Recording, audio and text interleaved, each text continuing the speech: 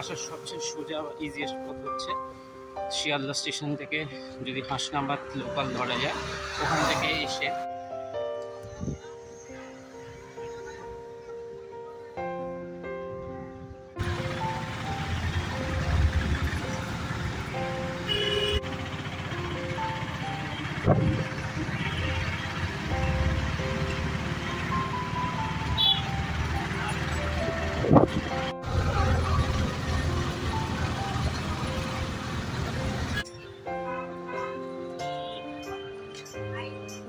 আমি আগেই বলেছি যে আমার আজকে আমার এনডিএর পরীক্ষা ছিল, ওই জন্য আমি পরীক্ষা দিতে গেছিলাম। পরীক্ষা থেকে ফেরার পথে কয়েকজনকে বলতে শুনলাম যে এখানে চন্দ্রকেতুগড় বলে এমন একটা জায়গা আছে, কোনো আর্কিওলজিক্যাল প্রত্নতাত্ত্বিক জিনিসপত্র আছে, কিছু পোড়ামাটির জিনিসপত্র, তার সাথে দূরেই মিউজিয়াম আছে।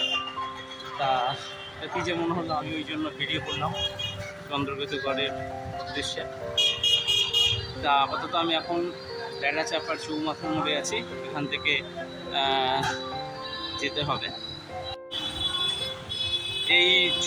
এটা হচ্ছে বেড়াচাপার চৌমাথা মোড়। এখান থেকে এই ডান দিকে আমরা যাব। এই দেখো এদিকে বোর্ড টোড লাগানো আছে, জীবনপুর টোড লেখা আছে। তো এই দিক থেকে 2-3 মিনিটের মধ্যে হেঁটে যাওয়া যাবে, গেলেই আমরা চন্দ্রকেতুগড়ের ওইদিকে যেতে পারবো। ঠিক আছে, চলো। আমি যে রাস্তা দিয়ে যাচ্ছি এখানে বলছি যে খনার ঢিবি বলে একটা খনামিহিরের ঢিবি আছে, এখানে সেটা এদিকে আছে বলছে। আর মিউজিয়ামটা মোড় থেকে একটু অন্য সাইডে পড়বে। আগে মিউজিয়ামটা একটু পরে যাবো, 4:30 পর্যন্ত ওপেন থাকে বললো। দেখি এই জায়গাটা একটু ঘুরে আসা যায়।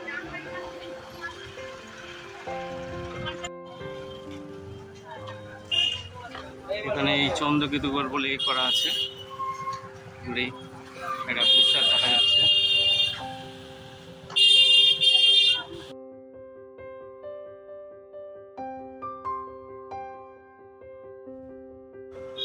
এই আমরা চলে এসেছি চন্দ্রকেতুগড়। এটা ভারতীয় পুরাতাত্ত্বিক সর্বেক্ষণ বা আর্কিওলজিক্যাল সার্ভে অফ ইন্ডিয়ার তত্ত্বাবধানে আছে। এইসব কি সম্বন্ধে লেগেছে, পৌরাণিক বরাহম মিহিরের ঢিবি সব লেখা আছে।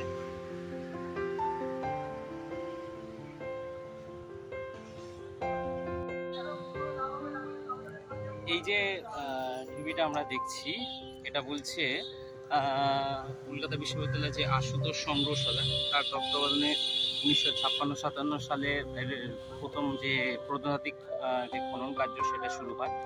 তারপরেই এই জায়গাটা আবিষ্কার হয়। বলছি যে এই যে পুরো এই জায়গাটার বিশেষত্ব হচ্ছে যে এখানে একটা বহুভুজাকৃতি মন্দির পাওয়া গেছে। আর এর যদি টাইমিংটা বলছে যে আমাদের পাল যুগ, ওটা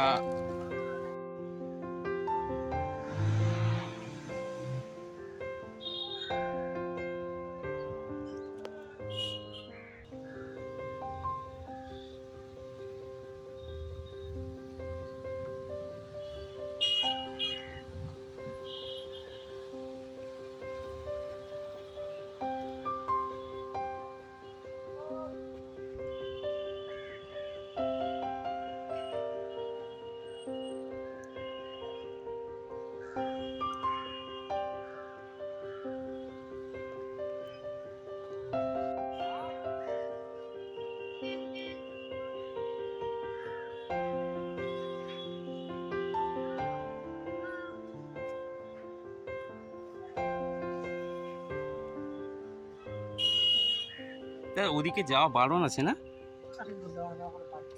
আচ্ছা আচ্ছা,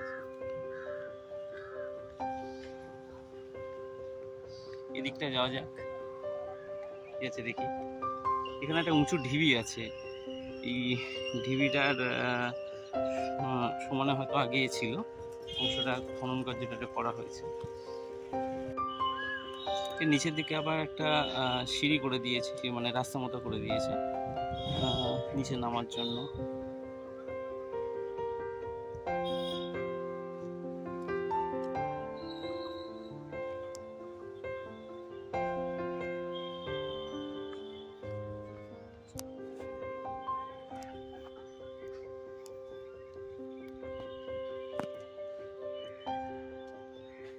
এখনো পর্যন্ত সেই সব পুরাতন দিনের যে নকশার কিছু অংশ অবশিষ্ট আছে সেটাকেই প্রিজার্ভ করার চেষ্টা করেছে আর্কিওলজিক্যাল সার্ভে অফ ইন্ডিয়া। এখানে একটা সিঁড়ির মতো একটা অংশ আছে।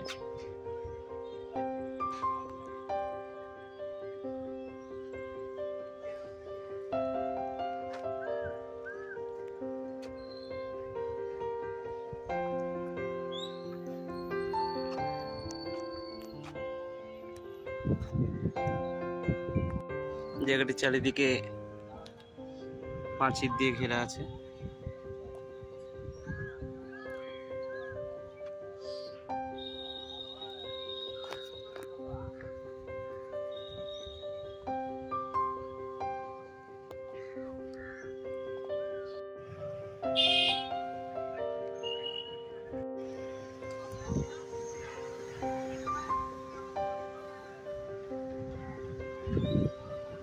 এই হচ্ছে মেন এদিকের জায়গাটা, এই ইটের উপর যা বালু, তাই আমরা এই অংশ থেকে ওই জন্য ভিডিও করছি।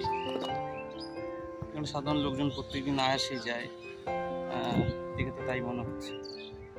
নিচের অংশটা বোধহয় কোনো পরীক্ষা দেওয়া, মানে পাঁচিল দেওয়া, কোনো একটা পুকুর টুকুর এরকম একটা কিছু একটা ভাব লাগছে। মানে আবার সিঁড়ি আছে, সিঁড়ির মতো অংশ কিছু অবশিষ্ট আছে। হয়তো আগে পুরোটা মনে হয় করেছিল, এখন মনে হচ্ছে গাছপালা, মানে গাছপালা বলতে ঘাস টাস হয়ে এরকম অবস্থা হয়ে গেছে বর্তমানে।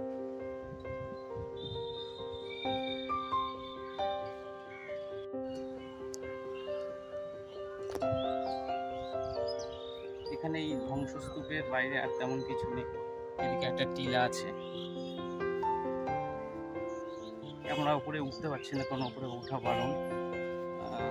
কারণ ওখানে বোর্ডে লেখাই ছিল এখান থেকে এর উপরে ওঠা যাবে না, ইটের যে স্তূপগুলো আছে উঠে যাবে না, কারণ ওটা নষ্ট হয়ে যেতে পারে।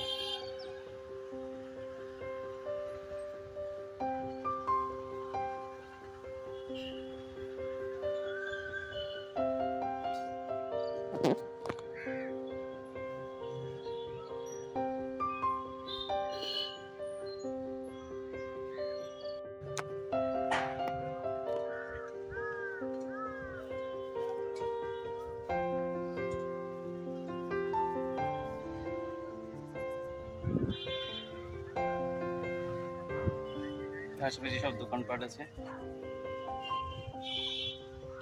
দেখতে পাচ্ছ। উপরে দিকে লোকজন এসে বসে বসে ঠান্ডা হাওয়া খাচ্ছে গরমের সময়। এখানে তেমন কিছু বললাম আর নেই। একটা জিনিস, এখানে সম্পূর্ণ ফ্রিতেই। এরপরে আমরা একটা জায়গায় যাবো, সেটা মিউজিয়াম, সেখানে হবে।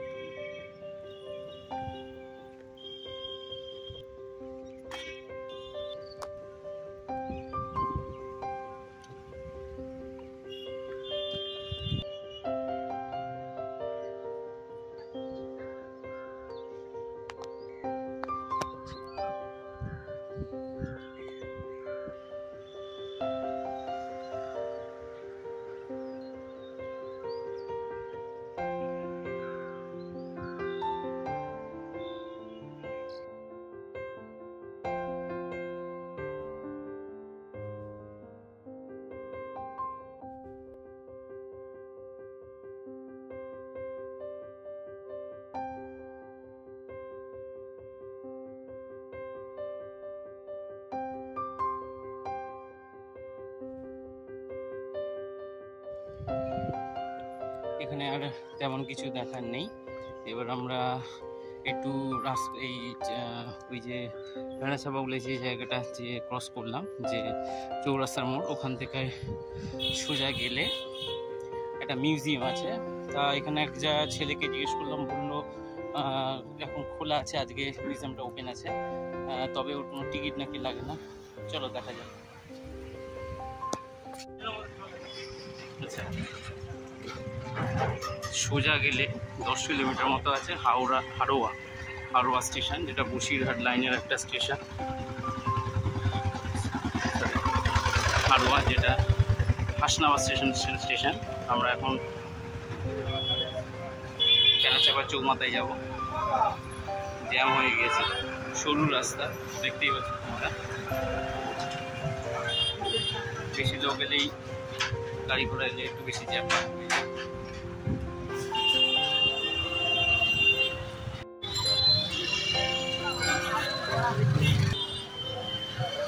আমরা সোজা যাচ্ছি, মোটামুটি মিনিট 2-3 মতো হাঁটতে হবে বেড়াচাপা চৌমাথা থেকে।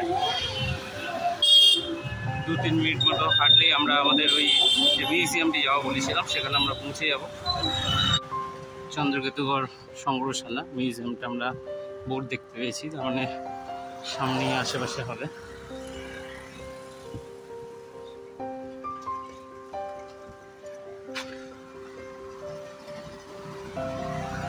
প্রচণ্ড গরম পড়েছে যদিও। হ্যাঁ, তবে একটা জিনিস বলবো, জায়গাটা ভালোই। চন্দ্রকেতুগড়ে যে ওটা খনা মিহিরের ঢিবি এরকম কি নাম বললো, ওখানে শুধু ধ্বংসাবশেষের কিছু চিহ্ন আছে, তাছাড়া এখানে কিছু নেই। যে সকল মোহর বা আর যে সকল মূর্তি পাওয়া গেছে সেগুলো ওই সংগ্রহশালায় রাখা হয়েছে।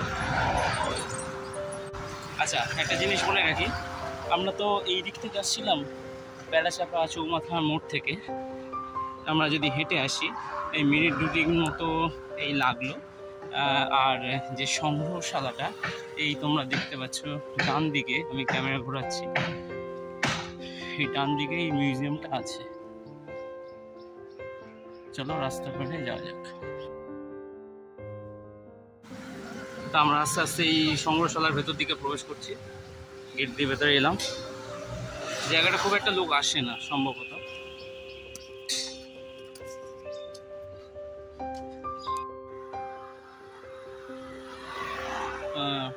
সংগ্রহশালায় ঢোকার মুখে যারা ছিলেন তারা বললেন এখানে ভিডিও করা নিষেধ, তাই সংগ্রহশালার ভিতরের ভিডিওগুলো আমি করতে পারলাম না, আপনাদের দেখাতে পারলাম না।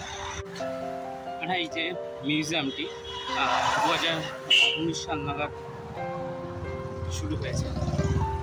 এখানকার এক জনৈক ব্যক্তি তার সমস্ত জীবনের যে সংগ্রহ ছিল, এই যে পোড়ামাটির জিনিস বা মূর্তিগুলো, তিনি সবটাই বিনা পারিশ্রমিকে দিয়ে গেছেন।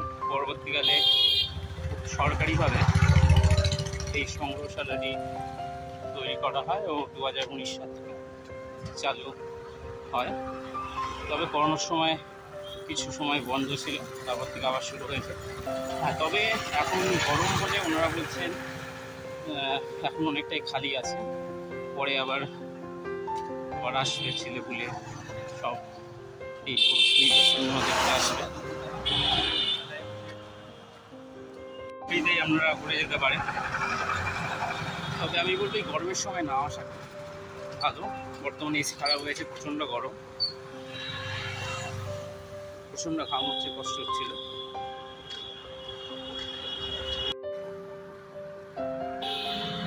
এই যে চন্দ্রকেতুগড় মিউজিয়াম বা যে সংগ্রহশালা, আর ওদিকে যে বড়মিহিরের ঢিবি বা চন্দ্রকেতুগড় দুর্গ, এটা আসার সবচেয়ে সোজা ইজিয়েস্ট পথ হচ্ছে শিয়ালদা স্টেশন থেকে যদি হাসনাবাদ লোকাল ধরা যায়, ওখান থেকে এসে হারোয়া স্টেশনে নামতে হবে। হাওড়া স্টেশন থেকে কোনো টোটো বা ম্যাজিক বা অটো করে 10 টাকার মতো ভাড়া নেবে।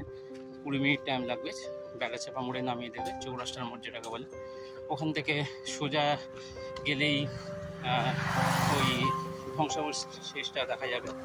আর এদিকে যেটা সংগ্রহশালা, এটা 3-4 মিনিটের মতো হাঁটতে লাগবে। আর এছাড়াও বাসে আসা যায়, যদি বারাসাত থেকে বাসে আসেন টাইমটা একটু বেশি লাগে, ভাড়াটাও অনেকটা। ঠিক আছে বন্ধুরা, আবার দেখা হবে কোনো নতুন ভিডিও। Stay tune.